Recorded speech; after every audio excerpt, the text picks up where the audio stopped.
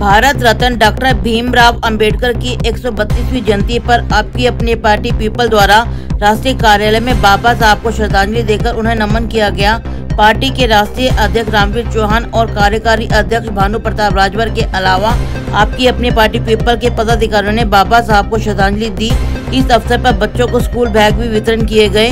श्री चौहान ने कहा कि स्कूल बैग बांटने का उद्देश्य ये है कि बच्चे स्कूल में जाएं और पढ़े लिखे, ताकि जिस तरह बाबा साहब देशवासियों से पढ़ाई लिखाई को सर्वोत्तम मानते थे, ताकि ये आज के बच्चे पढ़ लिख कर अपने भविष्य को संवार सके।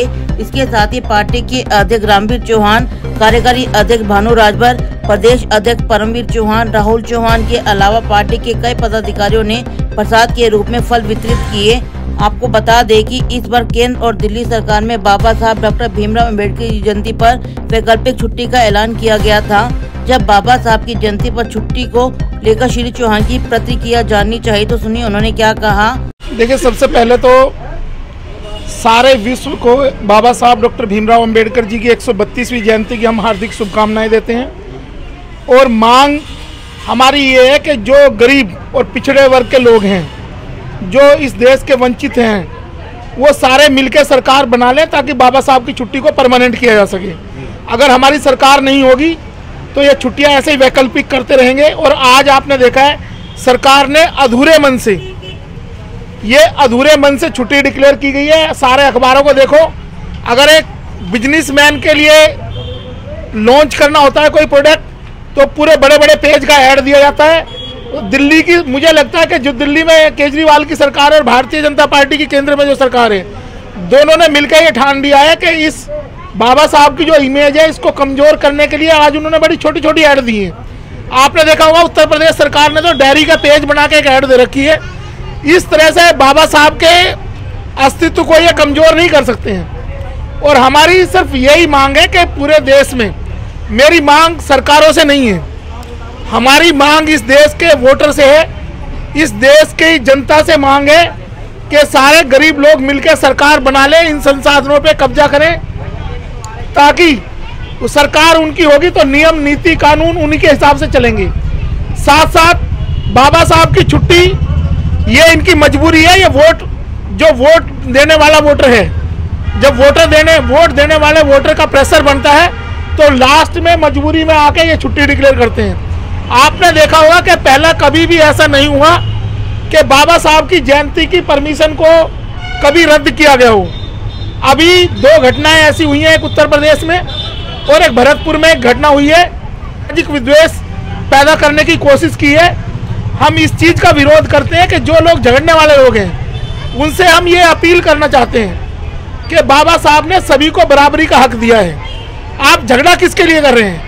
बाबा साहब किसी के विरोधी नहीं है। जिस पावर को आप आज एंजॉय कर रहे हैं, जिस सत्ता को एंजॉय कर रहे हैं, वो बाबा साहब की देन है, वो इस संविधान की देन है। तो सारे मिलकर सरकार बनाओ ताकि ये छुट्टी परमानेंट की जा सके। विपक्ष आज जो है कि कह रहा है कि संविधान खतरे में है। आप देख रहे हैं कि रोज ऐसी खबरें आ रही है और विपक्ष भी जो है कि जो सरकार की इससे जो है कि जो जगाने की कोशिश कर रहा है। तो आपको क्या लगता है कि देखिए, हमारा कहना इसमें सिर्फ एक, आपकी अपनी पार्टी पीपल्स का बड़ा क्लियर स्टैंड है कि संविधान अगर खतरे में है तो उस खतरे से बाहर निकालने के लिए क्या करना पड़ेगा।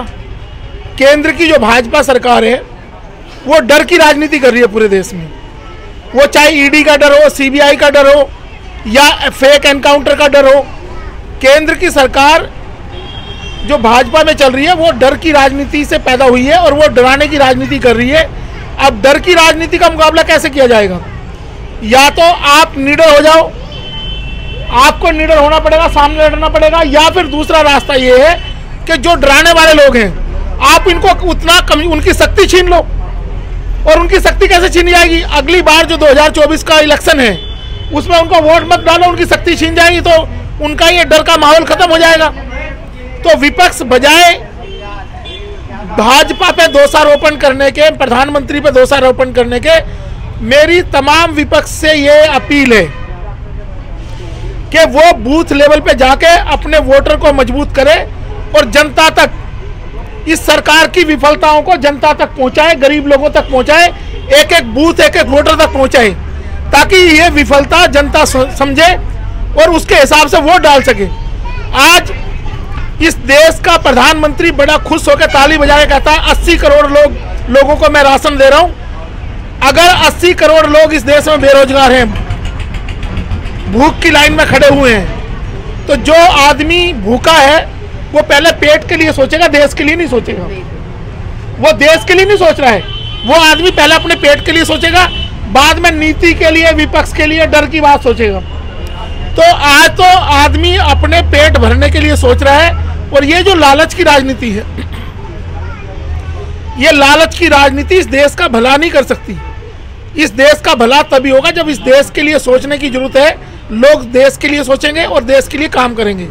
भूखा रह के भी काम किया जा सकता है, ऐसा नहीं है। मुझे ऐसा लगता है कि जो लोग डिग्री दिखाओ की राजनीति कर रहे हैं, वो जो सरकार की विफलताएं हैं उन मुद्दों से ध्यान भटकाने के लिए और बीजेपी का समर्थन करने के लिए राजनीति कर रहे हैं, ताकि जो मेन अडानी का जो मुद्दा आया था, इतना बड़ा इस देश में घोटाला हुआ, हर्षद मेहता के घोटाले के बाद सबसे बड़ा घोटाला ये हुआ है देश में अडानी का।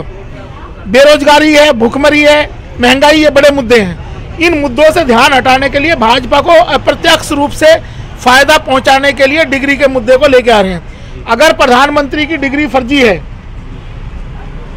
तो उनके एफिडेविट चेक करो। जैसे आज राहुल गांधी को सजा की बात हुई है, तो ऐसे प्रधानमंत्री के भी कल उनके तो पूरे जीवन भर का बैन लग सकता है। फोर्ज डॉक्यूमेंट यूज करने के लिए धारा 467 आईपीसी की वो ये कहती है किसी भी आदमी को उम्र कैद तक की सजा हो सकती है।